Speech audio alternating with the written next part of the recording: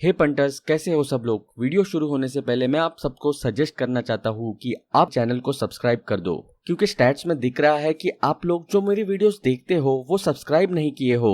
तो अगर आपको ये चैनल पसंद है और इस चैनल को आप सपोर्ट करना चाहते हो, ये चैनल को ग्रो करता हुआ देखना चाहते हो, तो क्या कर रहे हो यार, जाके सब्सक्राइब करो और बेल आइकॉन को प्रेस कर दो। अभी आज के कहानी पे आते हैं।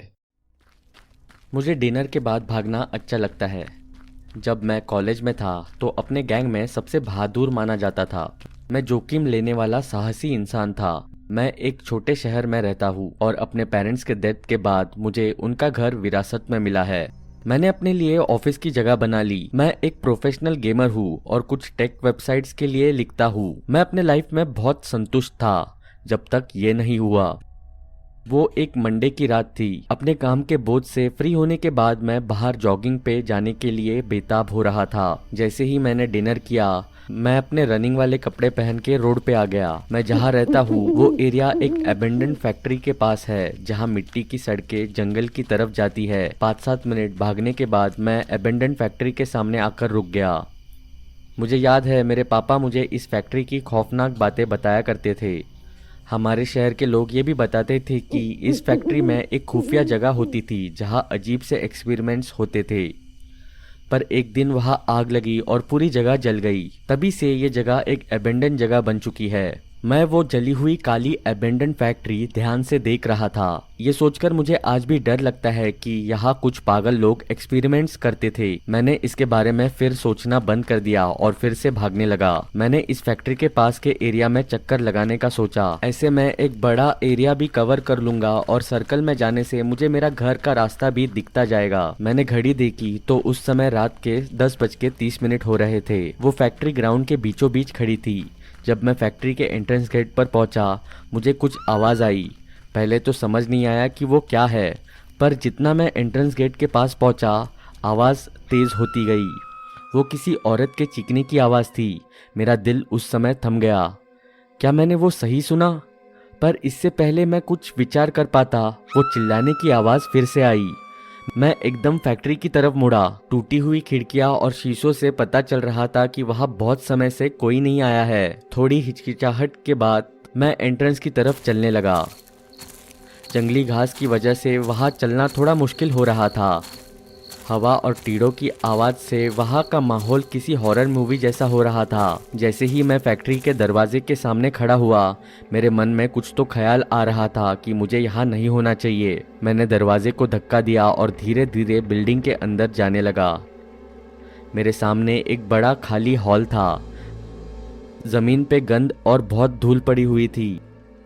हॉल के एंड में एक लोहे की सीढ़ियाँ टॉप फ्लोर की तरफ जाती दिखी, पर पूरी जगह से लग रहा था उसे कोई इस्तेमाल नहीं करता था। मैं सोच ही रहा था कि मुझे ऊपर जाना चाहिए या नहीं कि तभी मुझे सीढ़ियों के नीचे से कुछ रोशनी आती दिखी।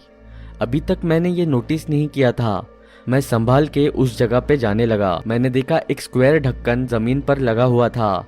मुझे समझ आ रहा था कि वो लीड बेसमेंट में जाने का रास्ता है।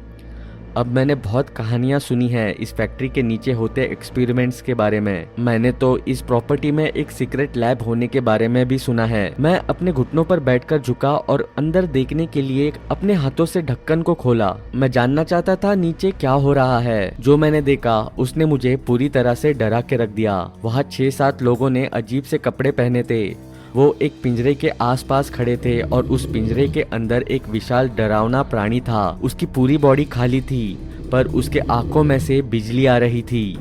जो मैंने पहले रोशनी देखी थी वो उसी की आंखों में से आ रही थी। वो प्राणी अपने कर्कश आवाज से बहुत चिल्ला रहा था और वो आदमी उसे उस पिंजरे में ही बंद करके रखने की कोशिश कर रहे थे। एकदम से मेरा फोन बजा और उस प्राणी ने सीधा मेरी तरफ देखा। मुझे लगा जैसे मैं कुछ क्षणों के लिए अंधा हो गया था। एक आदमी ने कहा, उसकी आंखों में मत देखो, तुम्हें कभी भी SCP-015 की आंखों में नहीं देखना चाहिए। मैं उठा और अपनी जान बचाकर भागने लगा। मुझे साफ दिखने में कुछ समय लगा, पर मैं रुका नहीं। जब मैं घर पहुंचा तो मैंने दरवाजा बंद कर दिया।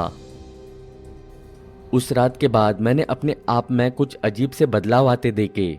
मैं कितना भी खाता या वर्कआउट करता, मेरा वेट बस घटते ही जा रहा था। मेरी पड़ोसन मिसेस शेरमैन मुझे देख के एक दिन हैरान रह गई। हे भगवान, जेरमी तुम्हें कोई सीरियस बीमारी हुई है? नहीं, मुझे कोई आइडिया नहीं है मिसेस शेरमैन, मैंने कमजोर आवाज में कहा। मैं अपनी फैमिली डॉक्टर और भी कई डॉक्टर्स के पास गया, पर किसी को नहीं पता चल पाया कि मेरे साथ हो क्या रहा था। एक रात मैं अपने किचन में बैठा डिनर कर रहा था।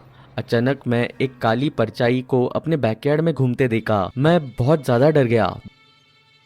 बैकयार्ड में जाने का दरवाजा मेरे किचन के साथ ही है। वो काली परछाई दरवाजे की तरफ भागी और फिर दरवाजे का हैंडल अपने आप घूमने लगा। मैं दरवाजे की तरफ भागा ताकि जो भी अंदर आने की कोशिश कर रहा था उसे रोक सकूं। फिर मैं दरवाजे पर पटका और जब मैंने खिड़की के बाहर देखा तो 2 लाइट्स वाली आंखें कांच की खिड़की के बाहर दिखी। ये वही प्राणी था जिसे मैंने उस एबेंडन फैक्ट्री में देखा था। मैं उस राक्षस के एकदम सामने खड़ा था। हमारे बीच एकमात्र बड़ा मेरे लकड़ी का दरवाजा था। मुझे पता था मेरा दरवाजा उस दरिंदे के लिए कुछ भी नहीं था। उसने कैसे मुझे फॉलो किया होगा। मैं मदद के लिए चिल्लाया, पर मेरी मदद के लिए कोई नहीं था। उस काले डरावने दरिंदे ने मेरे दरवाजे पर जोर से मारा। मुझे जोर का धक्का लगा और मैं जमीन पर गिर गया। मेरी आंखों के सामने वो दरवाजा टूट गया। SCP-015 मेरे एकदम सामने खड़ा था। उसने अपना बड़ा मुंह खोला और मैंने तीखे पीले दांत उसके जबड़े से बाहर निकलते देखे। मैं बहुत जोर से चिल्लाया क्योंकि शायद ये मेरी जिंदगी की आखिरी चीख थी, और फिर जमीन पर ही बेहोश गिर गया। मैं उस घटना के 2 दिन बाद हॉस्पिटल बेड पर उठा। मैं अपने आप को जिंदा पाकर हैरान था। मैंने डॉक्टर से पूछा कि किसी को प्राणी मिला जिसने मुझ पे हमला किया था। वो मुझे रहस्यमय आंखों से देखने लगी। तुम्हें क्या लगता है, तुम्हें क्या हुआ था मिस्टर स्मिथ? मैंने आराम से कहा, मुझ पे हमला हुआ था। उस दरिंदे ने मुझ पर हमला किया था। क्या तुम में से किसी ने भी उसे नहीं देखा? वो बहुत बड़ा था। उसकी चमकती आंखें थी। भगवान, उसकी आंखें। डॉक्टर ने कहा, शांत रहो जेरमी, तुम अपने घर में बेहोश मिले थे। तुम्हारे घर के दरवाजे के तोड़ने के निशान थे वहाँ। तुम्हारे पड़ोसी तुम्हें देखने आए थे क्योंकि उन्हें लगा कि तुम्हारी पिटाई हुई और तुम्हें लूटा गया था, तभी वो तुम्हें यहाँ ले आए। क्या तुम्हें कुछ भी याद नहीं है? डर के मारे मेरी आंखें सुन्न रह गई। मैंने खिड़की की तरफ देखा और कहा, इसका मतलब वो अभी भी बाहर घूम रहा है।